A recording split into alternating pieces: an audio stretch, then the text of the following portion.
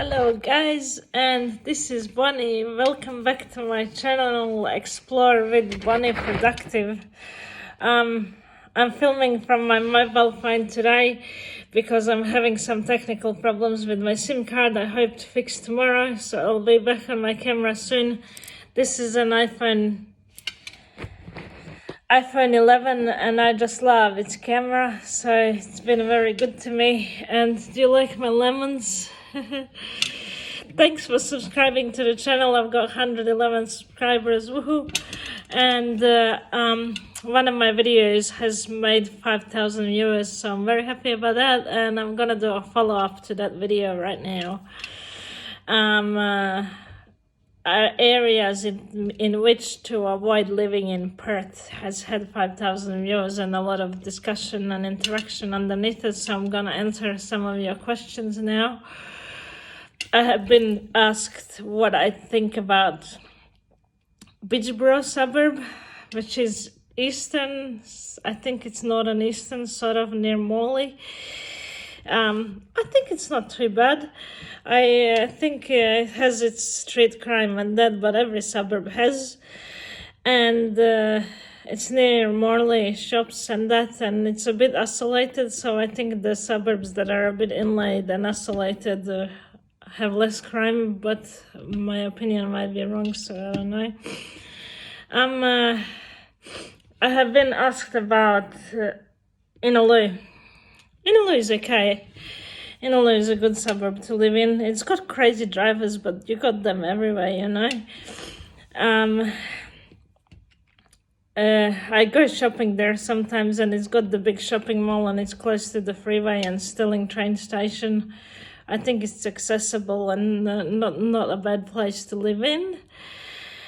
I have read this and saw the news. I had to laugh. The shittiest suburb in Perth is Armadale. I'm not surprised. But Northbridge is also shitty where I live.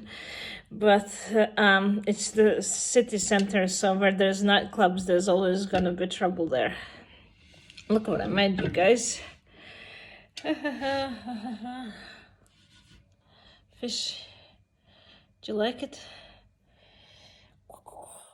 Anyway, got distracted there. So, Armadale apparently has deserted businesses. They've been broken into too many times. They've been robbed too many times. Owners don't want to stay open just to be robbed, which is fair enough. It's at the end of the train line. It has bogans there, if I can say that word. It has its reputation over the years, and some of the neighbouring suburbs of Armadale have not been so great, so maybe that's not helping them, but it has a lot of unemployment there. And maybe people just need more jobs. I have a fly that's coming out at me literally. And yeah, it has a lot of Aboriginal people, which I don't have anything against them, but it has a lot of that and a lot of homelessness and sort of youth that are troubled, and I think that's its disadvantage. However, second shittiest suburb in Perth is Rockingham, where our Premier lives. I think he got a house there before he was famous, Mark McGowan, and now he's sort of living there to be more down to earth. Oh, I live in Rockingham, dude, I'm cool. But all sorts of things do happen in Rockingham, and they're close to Mandurah also, which has had it's had its shares of crime as well. But Mandurah has a lot of retired people there, so that helps them to stabilize their economy. Rockingham also has its nice areas.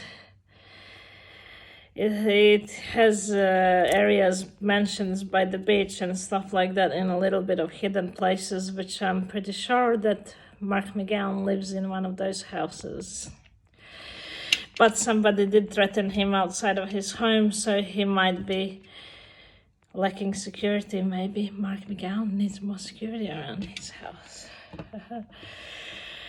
And then followed by Fremantle. Fremantle had this tent city going on for a while. Tent city where homeless people had tents, and they were causing a lot of antisocial behavior on Cappuccino Street.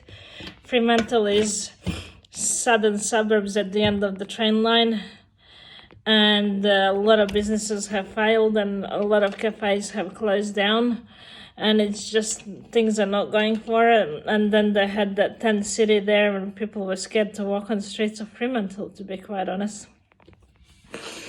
And yeah, it's just sad what is happening to the economy at the moment. It might be COVID related, it might be homeless related. The city still has a big issue with homeless. What Basil has done, the mayor, Perth City Mayor, he's put the homeless people outside of the city, and he's telling everyone, we don't have an issue with homeless. But we do. He's just not put them in the city center, so it looks like Perth doesn't have an issue with the homeless anymore, but it's a lot of crap. So they've given them tents, and they live near the bridge in East Perth, Burswood area, kind of thing. Bulga and Kwinana are one of the best areas in Perth as well. Kwinana has a lot of domestic violence and murders happening within partners and each other and stuff like that. I sound a bit like Jerry Springer when I speak. Take care of yourselves and each other. It has a lot of drugs. It has drug labs possible. It has youth out of control, throwing rocks at buses, whatnot. But Bulga has a lot of people disappearing from there, which I don't blame them.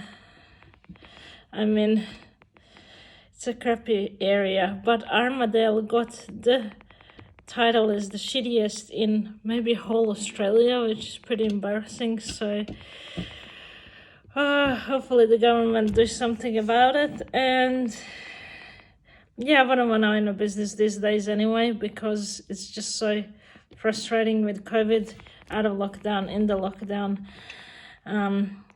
Restrictions are on and off. Oh, it's just so annoying. I live in the city in Northbridge border, and there's just so many businesses that have closed down even in the city.